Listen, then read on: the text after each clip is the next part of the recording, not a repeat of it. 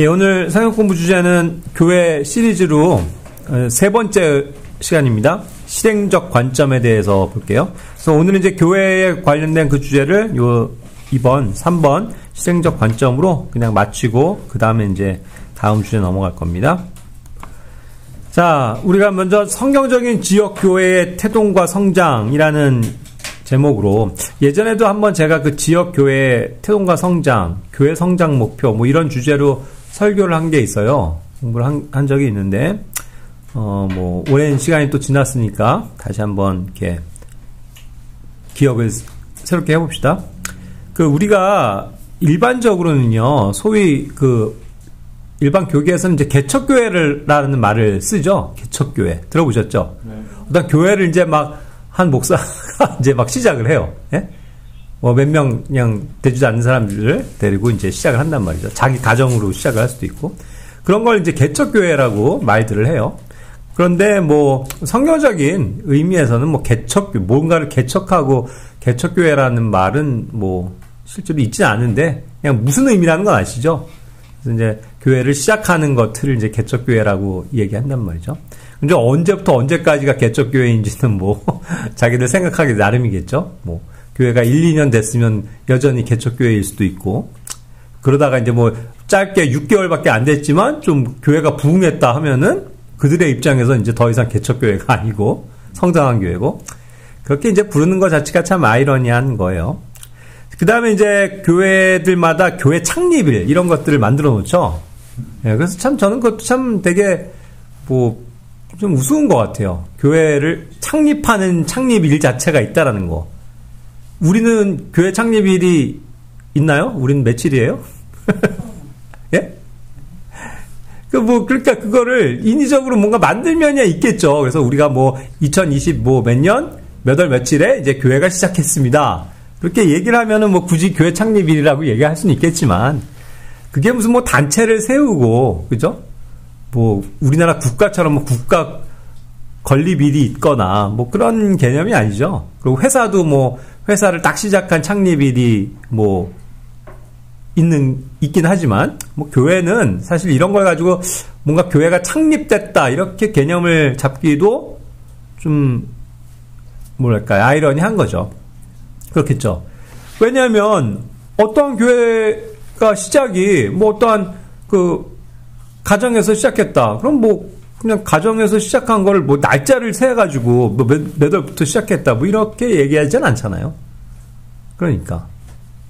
그리고 나중에 온 사람들은 그러면은 그 창립일에 없었던 사람들은 결국은 창립 멤버가 아니고 처음에 시작할 때 있었던 사람만 뭐 창립 멤버고 뭐 그렇게 잡는 것도 우스운 일이잖아요. 그래서 이제 우리는 이런 말조차도 뭐 사용을 하지 않죠. 그 다음에 이제 교회를 시작한다고 했을 때 일반적으로는 많이들 이 종교적인 교회들은 그 교회를 시작할 때 어떻게 하냐면요, 먼저 정관을 만들어야 돼요. 정관.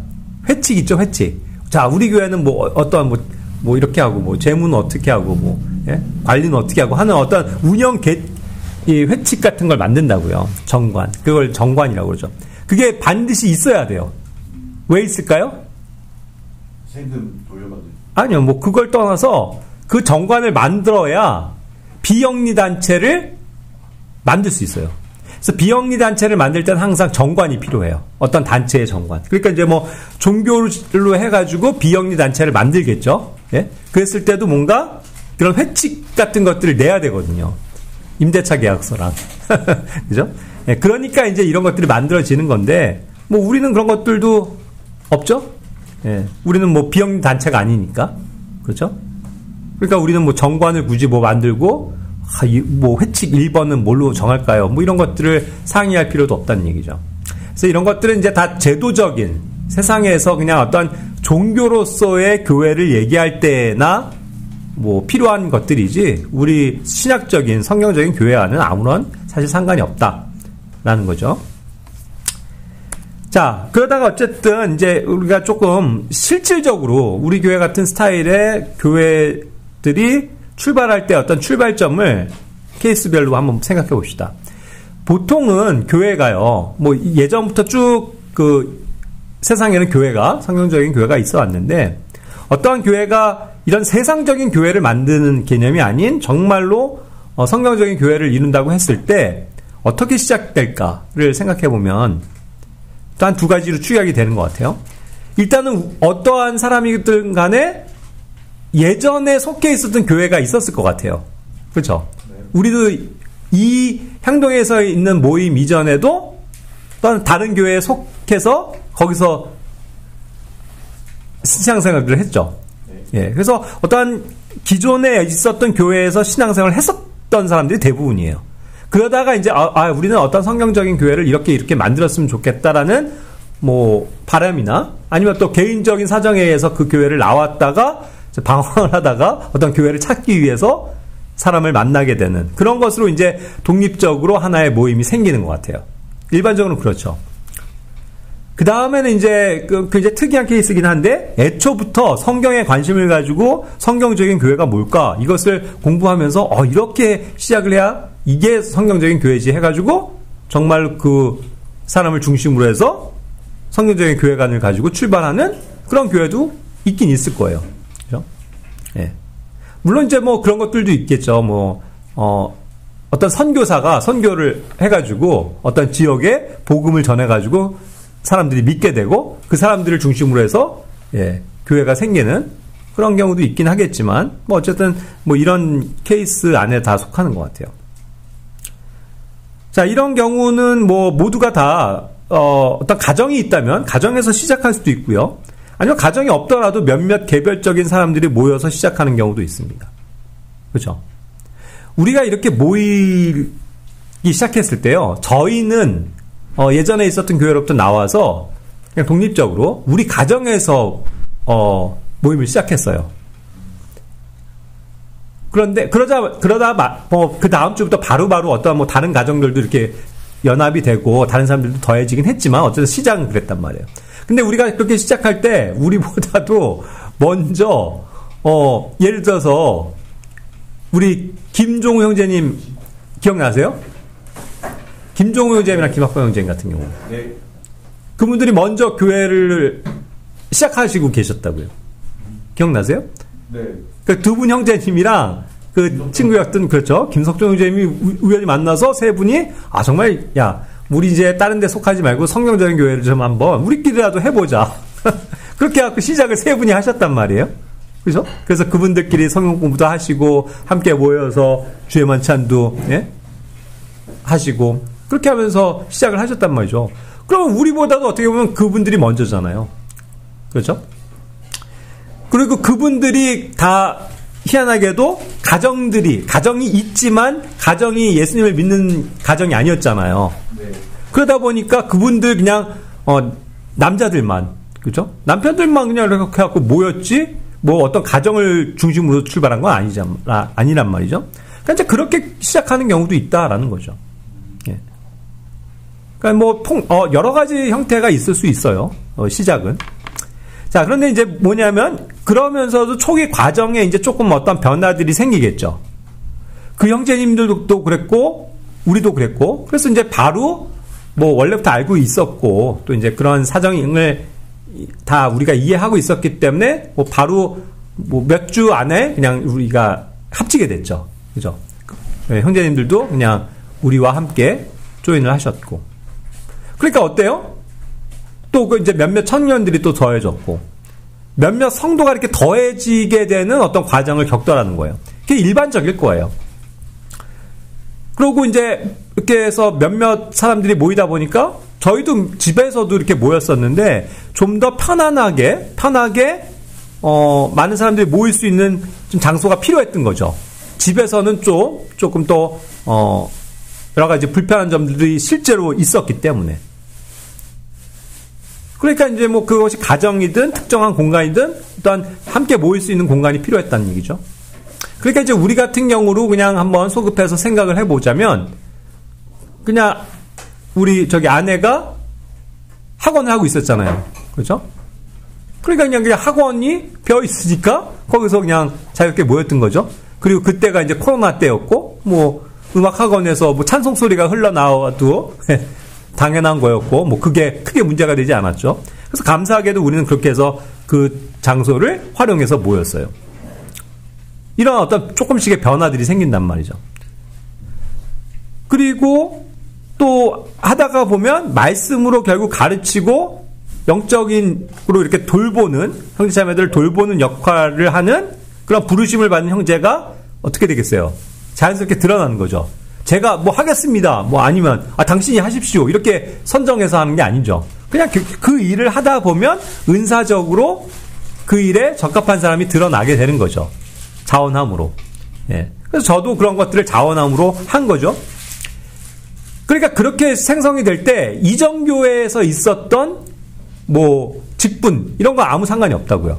그죠? 제가 이전 교회에서 장로였는데요. 제가 이전 교회에서 집사였는데요. 그럼 여기서도 장로, 집사 시켜줘야 되는 거 아닙니까? 이런 개념이 없단 말이에요. 그냥 그렇게 해서 시작이 그냥 되는 거일 뿐이에요. 거기서 다시 재출발을 하는 거죠. 자, 그래서 이제 이런 식으로 은사가 발휘된다. 그랬을 때 특별히 교회 안에서 두드러진 하나의 우리가 관심을 가질 수 있는 변화는 목자와 교사로서의 은사를 가진 사람이 반드시 드러나게 돼 있다. 그렇겠죠. 하나님의 교회인데 말씀으로 뭔가 돌봐야 되는데 그런 일을 하는 사람이 목자와 교사의 은사잖아요. 그러니까 그런 사람들을 하나님께서 보여주신단 말이죠. 에베소서 4장 11절 말씀이에요. 그래서 이제 이것은 목자들, 교사들이라고 하는 어떤 복수적인 개념으로도 한 교회도 그럴 수 있고, 이건 이제 총칭을 얘기하는 건데, 어쨌든 그런 사람들이 드러나게 된다. 그리고 또 어떻게 보면은 자연적으로 이렇게 생겨나는 다양한 역할들이 생기죠. 누군가는 일찍 와서 청소도 좀 해놓고, 자리도 정리해놓고, 또 뭐 갈 때도 정리도 하는 사람들도 있을 수 있고, 물론 다 자원해서 하지만, 저는 좀 이렇게 주방에서 뭐 어쨌든 뭐 먹을 거라도 좀 준비를 하겠습니다 하는 자매님들이 생길 수도 있고, 하다가 보면 우리가 십시일반 이렇게 헌금도 모으게 되는데 그럼 도대체 누가 관리할까요? 하는 문제가 실제로 생겨서 형제님이 좀 담당하시죠 해갖고 신실한 형제를 그 일을 시키게 되고, 그렇죠. 그다음에 우리 찬송은 이렇게 뭐 해야 되는데 누가 반주를 할까요? 뭐 반주할 수 있는 사람? 또 뭐, 제가 그럼 뭐, 악기로도 하겠습니다. 뭐, 그런 식으로 여러 가지 형태로 자기의 은사를 발휘할 수 있는 일들이 생기겠죠. 자연스러운 거라는 거예요. 그렇게 이제 변화를 겪어요. 그러다가 이제 이것이 어느 정도 좀 이렇게 굳어진다고 할까? 조금 이렇게 그런 것들이 확고하게 성장을 해요.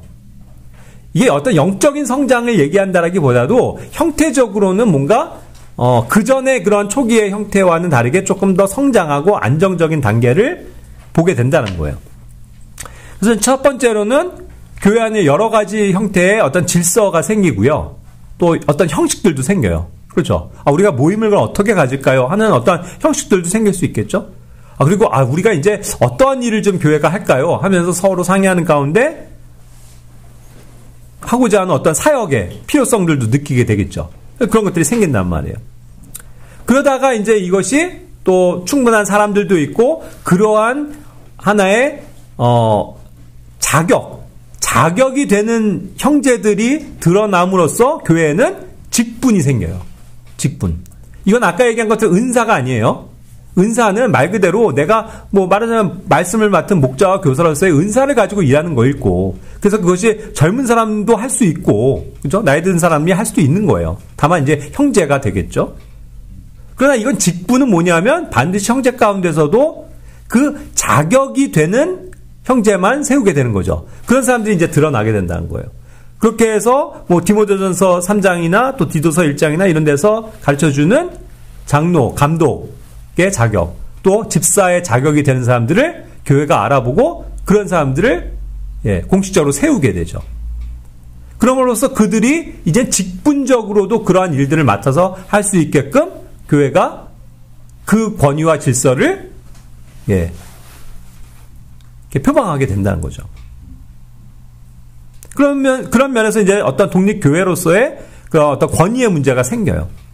그리고 이렇게 됐을 때는 애초부터 누군가의 어떤 뭐 장로가 있어서 또 다른 어린 사람이 이제 성장을 해서 장로로 임명하는 혹은 집사로 임명하는 그런 케이스가 아니잖아요. 자생적으로 생기는 독립적인 교회는. 그렇겠죠?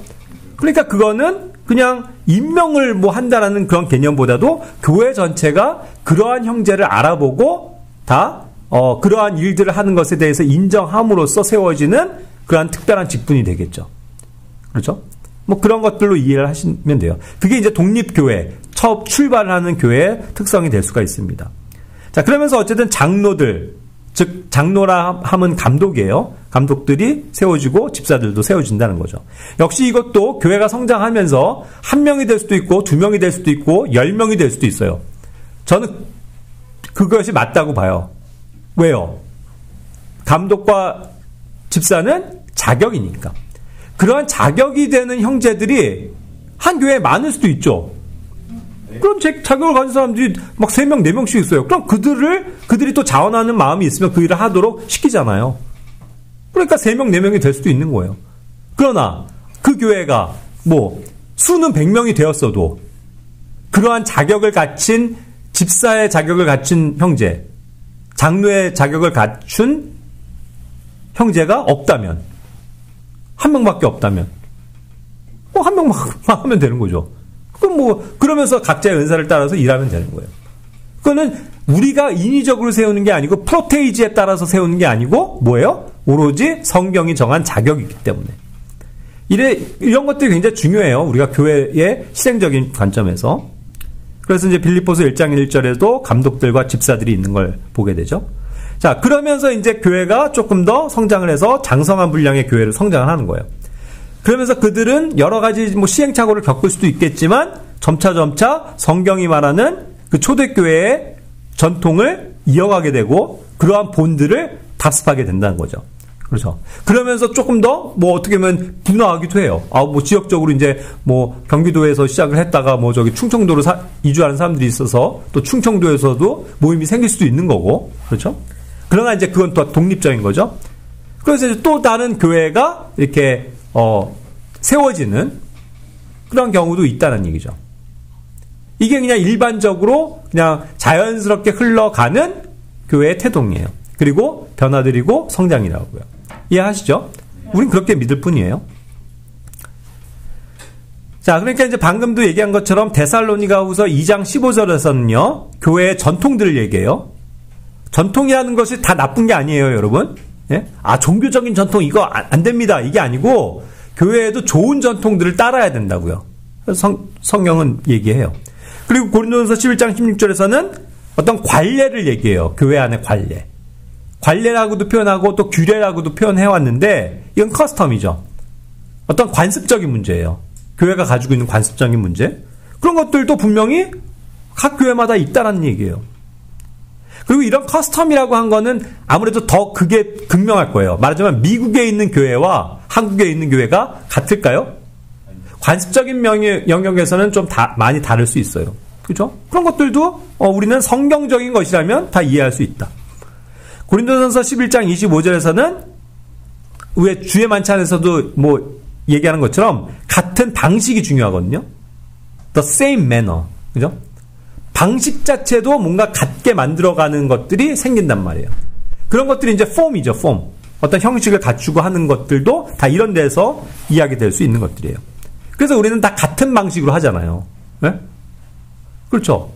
우리가 주의 만찬 합니다 하면서 포도즙을 쫙 해가지고 나누고 있는데 어떤 사람이 막 오렌지 주스를 따라갖고 마신다고 쳐봐요. 그게 돼요?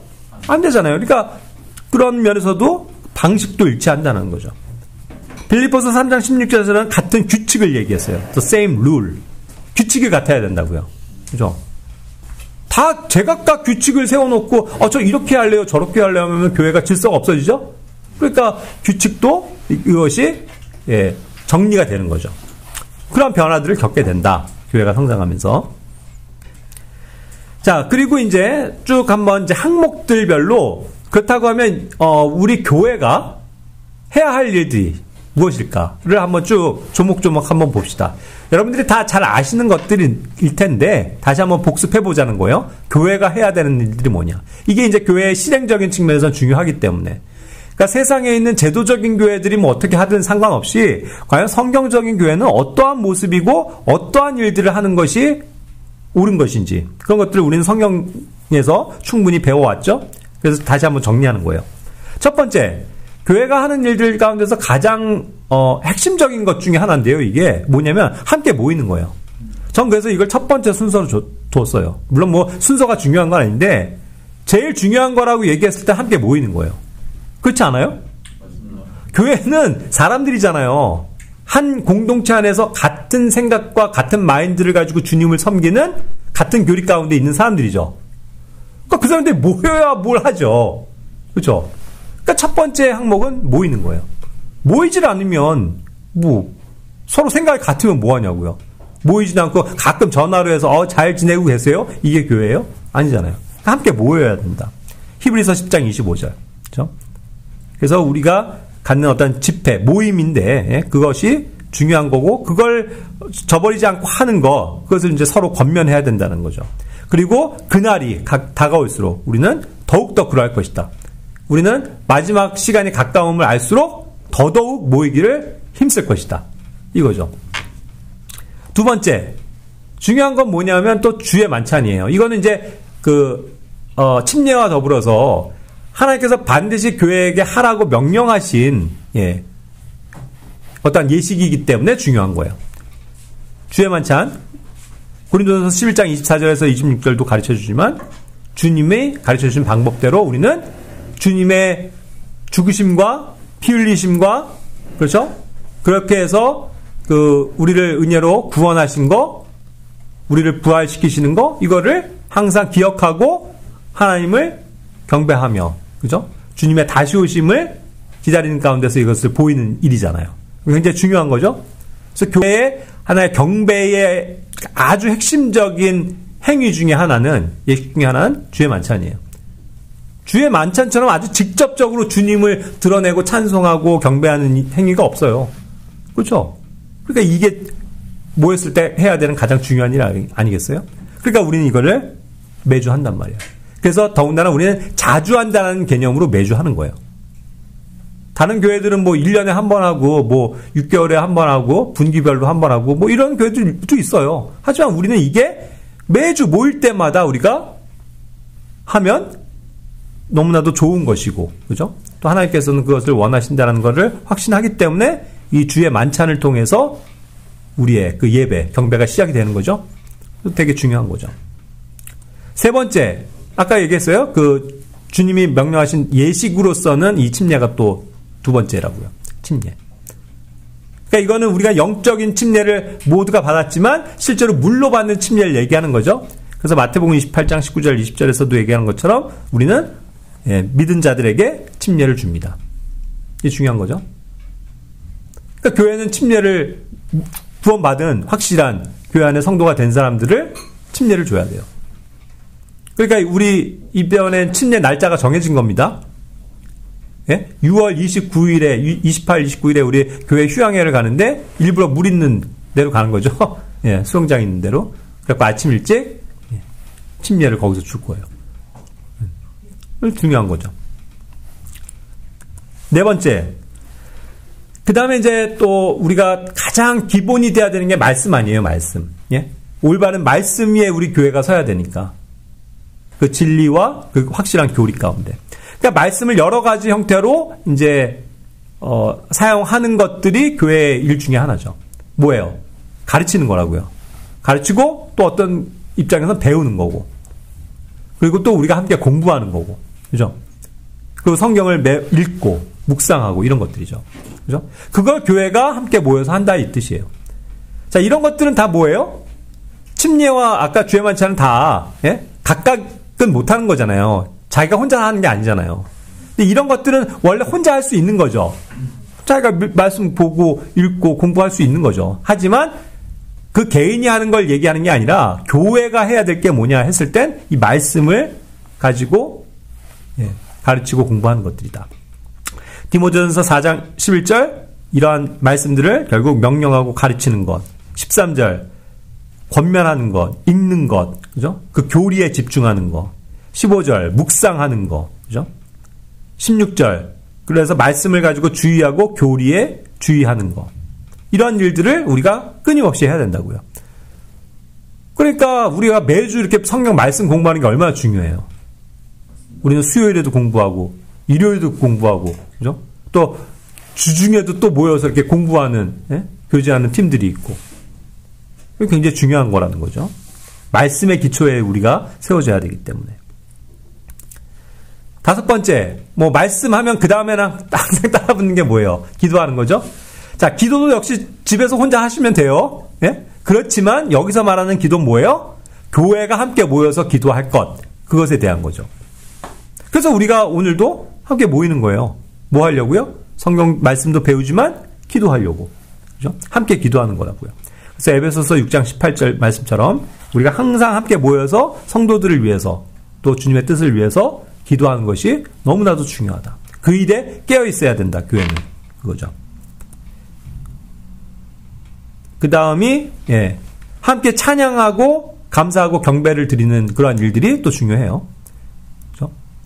그러니까 크게는 경배라는 한 카테고리 안에 있는 거긴 한데, 왜냐하면 경배는 주님을 높여드리고 나 자신을 낮추는 거잖아요. 내가 주님 앞에 무릎 꿇고 절하는 거잖아요. 예? 그러한 실제적인 건데, 그러니까 우리가 물리적으로 다들 땅바닥에 앉아서 무릎 꿇고 절하고 하면서 하는 경배는 아니지만, 예? 우리가 이렇게 앉아서라도 마음으로부터 하나님을 높여드리고 존중하고 나 자신을 낮추는 그 행위가 경배예요. 그렇죠? 그게 참된 경배인데 영 안에서 드려지는. 그럴 때 이제 우리가 직접적으로 그렇게 할 때 하나님 앞에 올려드리는 도구가 또 있는데 그게 찬양이죠. 하나님을 찬양하는 거예요. 하나님을 찬송한다고요. 하나님을 높여드립니다. 그 다음에 또 뭐예요? 하나님 너무 감사합니다. 주님 감사합니다. 감사를 올리는 거. 그죠? 이런 것들이 굉장히 중요한 경배의 수단이라고요. 그런 일들을 교회가 해야 된다. 모여서. 수다만 떨고 잡담만 하는 게 아니라 진짜 하나님께 초점이 맞춰져서 우리 성도들이 하나님을 높여드리는 행위. 히브리서 2장 12절에서도 교회 가운데서 당신께 찬양을 부르겠나이다. 빌립보서 3장 3절 영 안에서 하나님을 경배하고 그리스도 예수를 크게 기뻐한다. 감사한다. 이게 교회가 해야 되는 일들이라는 거죠. 그리고 이런 일들 할 때 얼마나 좋아요. 기쁘잖아요. 그렇죠. 힘이 생기죠. 이게 되게 중요한 거예요. 그 다음 7번째 애찬을 나눈다. 애찬은 이제 사랑으로 이렇게 함께 밥을 먹는다 이런 뜻이에요. 그 단어가 애찬. 사도행전 2장 36절처럼 함께 초대교회 성도들이 모였어요. 함께 모여서 막 집집마다 돌아다니면서 음식을 함께 먹고 그러면서 즐겁게 먹으면서 교제하는 그런 장면을 보잖아요. 그러니까 함께 식사를 하는 것도 믿음 안에 있는 가정으로서 우리는 믿음 안에 있는 가족으로서 가장 아주 직접적이고 또 자연스러운 일이죠. 여러분들이 집에서 식구들이랑 뭐해요? 제일 많은 시간을 밥 먹잖아요. 같이 밥 먹으면서 얘기하고 그게 이제 교회가 할 일이다. 그러니까 우리가 매번 일요일마다 점심에 같이 밥을 먹잖아요. 그러면서 교제하고 좋은 거라는 거죠. 저녁에도 이렇게 수요일에도 또 시간이 되는 사람들 또 같이 먹기도 하고 얼마나 좋은 겁니까? 교회는 그런 일들을 해야 되는 거예요. 그러니까 밥 먹는 게 뭐가 중요합니까? 이러는 사람들도 있어요. 실제로 밖에 가면. 근데 왜 안 중요해요? 중요하다니까요. 같이 밥 먹으면서 모든 교제가 시작이 되기 때문에. 8번 서로 교제하고 권면한다. 그죠? 밥을 먹으면서도 할 수 있지만 또 이렇게 탁 제대로 앉아가지고 서로 교제할 수 있어요. 권면할 수 있다고요. 요한일서 1장 7절 말씀, 데살로니가전서 5장 14절 말씀. 그죠? 그래서 항상 말씀으로 권면해주고, 말씀으로 세워주고, 서로의 얘기를 들어주고, 이해해주고, 공감해주고, 함께 기도하는 그런 어떤 교제가 항상 있어야 된다는 거죠. 그러니까 이런 게 또 없는 교회들도 굉장히 많아요. 그러니까, 성경 공부에 특화된 교회. 이런 교회들 되게 많아요. 이렇게 킹제임스 성경을 믿는 교회들 가운데서. 아침부터 그냥 저녁까지 계속 성경 공부야, 진짜 박식한 성경, 교사가 나와가고, 잘 가르쳐주고, 감사하죠. 막 배우고, 열심히 적고. 근데 그것만 열심히 하는 교회도 되게 많아요, 의외로. 그러니까 뭐예요? 그것만 탁탁탁탁 프로그램이 잘 갖춰져 있지, 실제로 교제가 없어, 성도들 간에. 누가 누군지도 잘 모르고, 안녕하세요? 안녕히 계세요? 그냥, 그러고 가고. 그런 형태가 되게 많아졌다고요.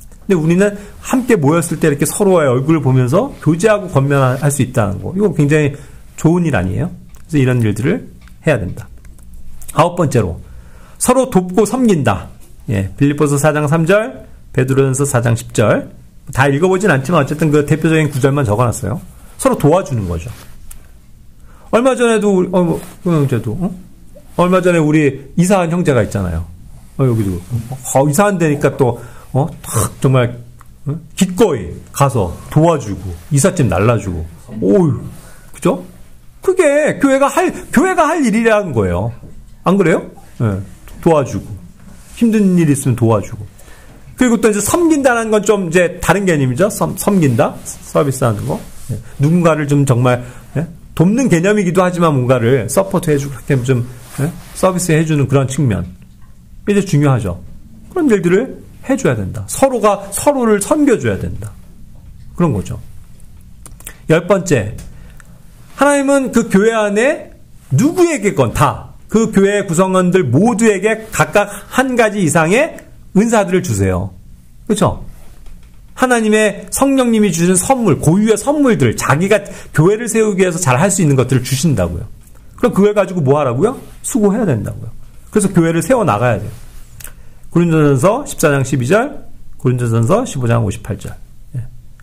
그래서 내가 저는 정말 이 섬김을 잘합니다. 그래서 전 설거지하는 자신 있습니다. 그래서 설거지로 섬기는 것도 섬김이에요. 저는 항상 제가 누구보다도 일찍 와서 제가 모임 여기 좀 청소 좀 하고 늦게까지 제가 끝까지 쓰레기도 다 피우고 그렇게 가겠습니다. 전 청소를 잘합니다. 이런 것들도 귀한 섬김이 될 수 있다는 얘기죠. 그죠? 그리고 누군가 말씀으로 뭐 권면하는 일로, 누구는 찬양하는 일로, 누구는 반주하는 일로, 그죠? 누구는 뭐 사전에 뭐 이런 것들을 준비하는 일로, 여러 가지의 형태로 받은 바의 은사, 재능들을 가지고 주님을 섬기고 교회를 섬길 수 있다는 거죠. 그런 게 중요해요. 그리고 그런 것들을 잘 할 수 있도록 교회는 자꾸 뭐예요? 힘을 줘야 돼요. 누군가 그런 걸 의욕적으로 하려고 할 때 가만히 있어. 하지 마세요. 그러지 말고 오히려 잘할 수 있도록 더 해보세요.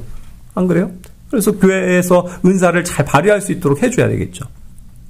11번째, 이제 물질과 관련해서 서로 이제 물질을 나누는 거죠. 필요한 사람들에게 주기도 하고 나눠주기도 하고, 그죠? 보이지 않게 헌금을 통해서 어떤 사람에게 전달해 줄 수도 있고, 맛있는 걸 사줘서 대접할 수도 있고, 그죠? 그런 것들이에요. 물질을 나누는 거. 그리고 이것은 또 우리가 일반적으로 그때도 배웠지만 용어 자체는 어쩌나 헌금이라는 말을 쓰잖아요. 그래서 내가 뭐 특정하게 아니더라도 교회에 저런 식으로 헌금함이 있어서 그냥 언제라도 내가 교회를 위해서 뭔가 드리고 싶고 이걸 가지고 교회가 좀 좋은 일에 썼으면 좋겠다는 생각을 가지고 넣잖아요. 그걸 가지고 또 관리하시는 분들이 적재적소에 또 필요한 것들을 가지고 쓰죠. 그럼 이제 물질을 나누는 일들 중요한 거죠. 그런 것들도 해야 되는 거예요. 로마서 12장 13절, 또 고린도후서 9장 7절. 그래서 자기가 정말 정한 대로 하고, 물론 이것은 고린도후서 같은 경우만 하더라도 그 연보에 관한 내용이지만 결국 헌금 생활의 큰 범주 안에서의 적용들이 다 되는 것들이에요. 이 물질을 어떻게 쓰느냐라는 거죠. 그랬을 때 자기가 정한 대로 내가 얼마 정도는 내가 항상 성도들을 위해서 써야지, 어떠한 방식으로 써야지, 이런 것들을 해가지고 기쁨을 가지고 하면 된다는 거죠. 그래서 교회는 그런 것들을 하도록 또 기회를 제공해 준다는 거죠. 강압적으로 막 봉투 하나씩 다 주고, 자, 뭐 11조 하세요. 뭐 이런 개념이 아니잖아요. 다 자원함으로써.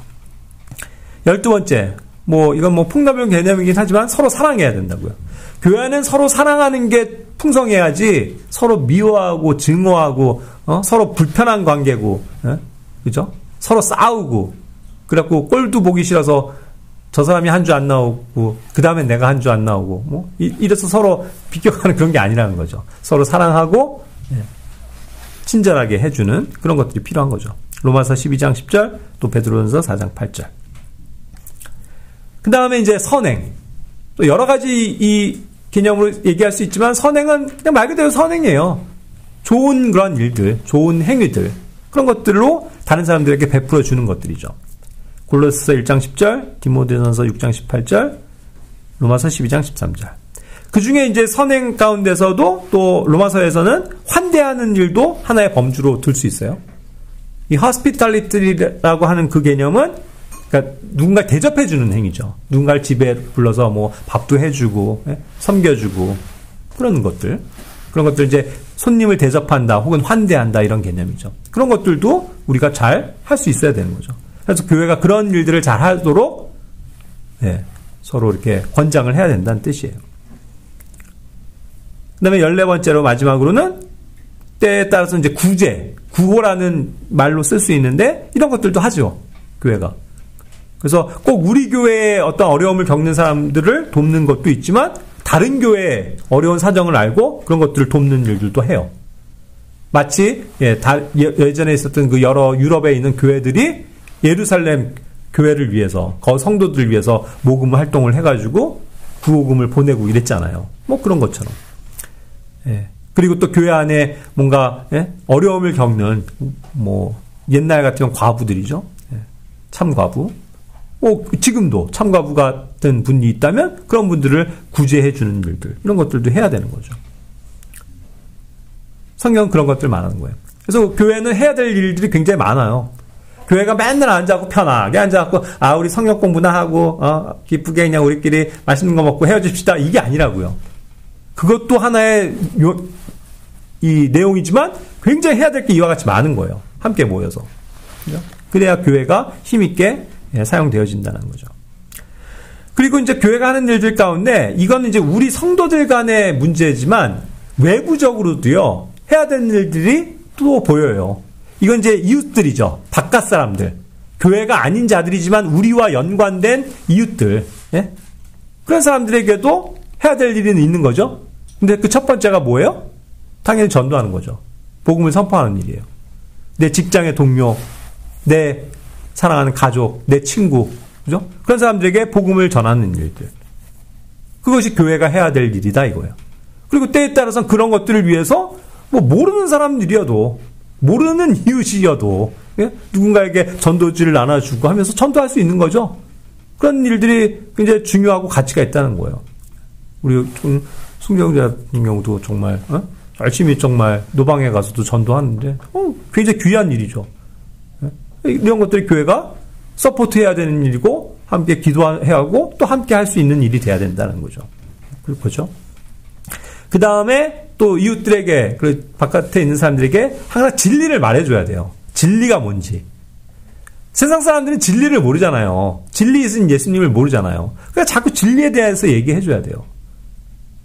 왜 동성애가 죄인지 뭐 이런 것들도 그들의 입장에선 얘기해줄 만하죠. 그리고 왜 지금 이렇게 이스라엘이 우리가 관심을 가져야 되는지 이런 것들도 하나의 진리에 속한 영역인데 뭐 그런 것들도 얘기해줄 수 있는 거죠. 얼마든지. 그렇게 하면서 결국은 궁극적으로는 그들에게 진리를 내세워서 이 진리이신 예수님을 믿고 받아들일 수 있도록 복음을 전하는데 힘써야 되기 때문에 항상 우리의 입은 진리로 열려 있어야 된다.